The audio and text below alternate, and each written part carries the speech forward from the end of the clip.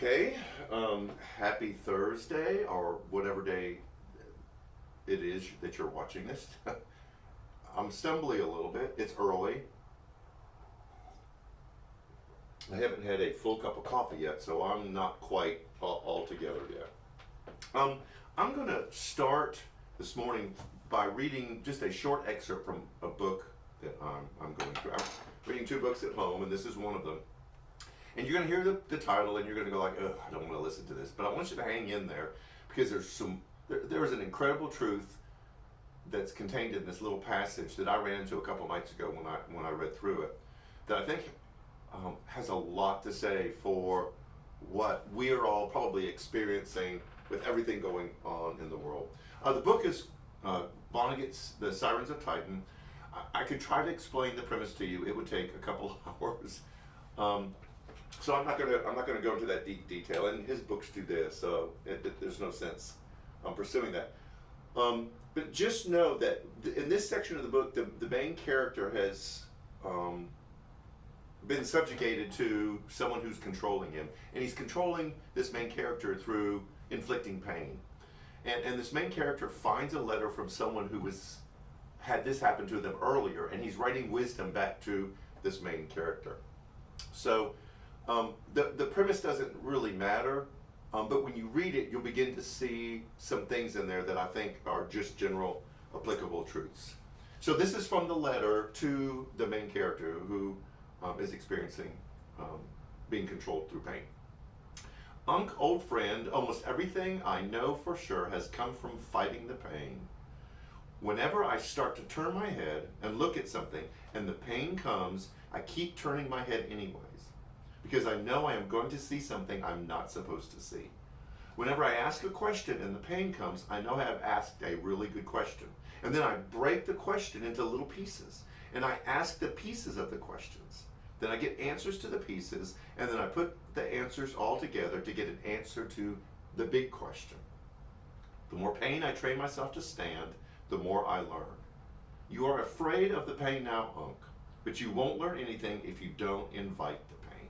And the more you learn, the gladder you will be to stand the pain.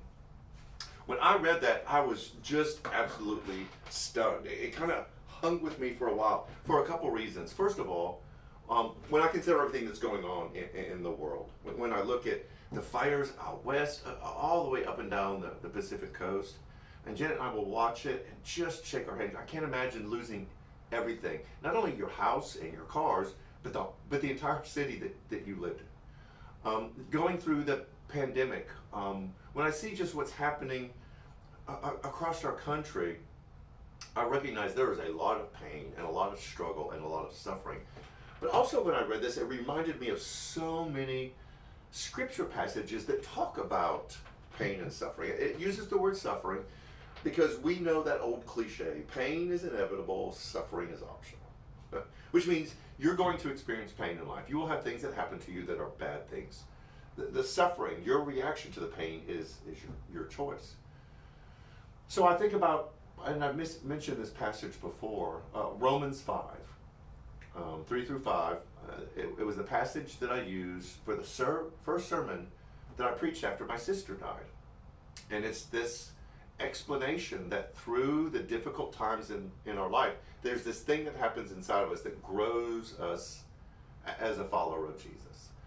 James does the same thing. He talks about being perfected in our faith, that this struggle, this pain that we go through burns out I don't want to say the weaknesses, but those impurities in us that keep us from living the life we want. In this passage, Vonnegut said, the more that you face the pain, the gladder you will be, which is a really odd thought. When Jesus sent out the disciples in Luke 10, in Matthew 10, he told them, it's going to be hard out there. It's going to be really difficult. People are going to hate you. They're going to spit on you. They're going to take you to court. They're going to throw things at you, but stay faithful. Don't let those things discourage you. And I think, especially in the United States and the Western culture, is we've lost that understanding that there is good that comes from the difficulties that we go through in our life. And we have to be honest. I have to admit this in my own life. I want comfort. I want security. I want predictability. I want all the answers. I want certainty. And anytime that pain comes into my life, anytime struggle comes into my life, I avoid it. And I run back towards comfort and I run back towards security, even though that may not be the better life for me. And we're all conditioned to do that. That we're pain avoidance, which makes sense. But when we seek comfort and security and predictability and certainty, I think it inhibits the growth within us. When I think about the older, wiser people in my life, and at my age, there's fewer and fewer of them, the ones who are the wisest have had the most difficult life.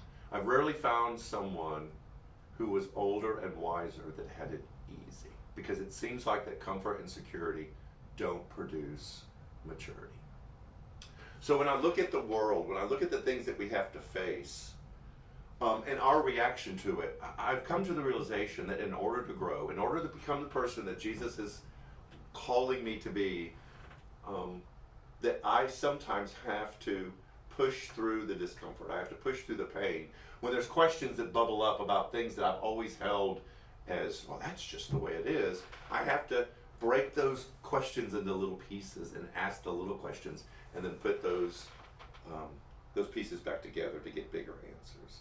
So let me encourage you today, whenever you're watching this, whatever it is you're going through, whatever that struggle is in your life, whatever those big things that you're facing that are causing pain, fight the urge to run back to comfort. Fight the urge to run back to security, to familiar, to those catchphrases, to those cliche beliefs that you've always just kind of fallen back into that really don't even have any meaning anymore, but they're just something that's comfortable. And push into the discomfort, push into the pain, find out why you have that reaction to it. What is it inside of you that's reacting against that discomfort in your life? And Vonnegut is hinting at that. The scriptures aren't even subtle about it, that there will be things that you learn. There will be growth that happens when you can run into the discomfort, into the pain, rather than retreating into the comfort and familiar. Life is hard. It's really hard. But there are some great things that can happen with us if we're brave enough and courageous enough to enter into the difficulty. So don't be afraid. Be of good faith. And I promise you, there are great things ahead for you if you learn to increase your tolerance for the unfamiliar, for the different. So that's it for my thought for today. Sunday, don't forget we are live stream only. We are not in person. It'll be the second Sunday in our relationship series, Doing Better at Being Together. We're talking about communication, which is one of the most important fundamental aspects of relationships. And you will hear a really cool testimony of a family that talks about how they communicate together. If anything, you need to watch it for that. So, have a great day. Push into the discomfort, and we will see you Sunday. So take care.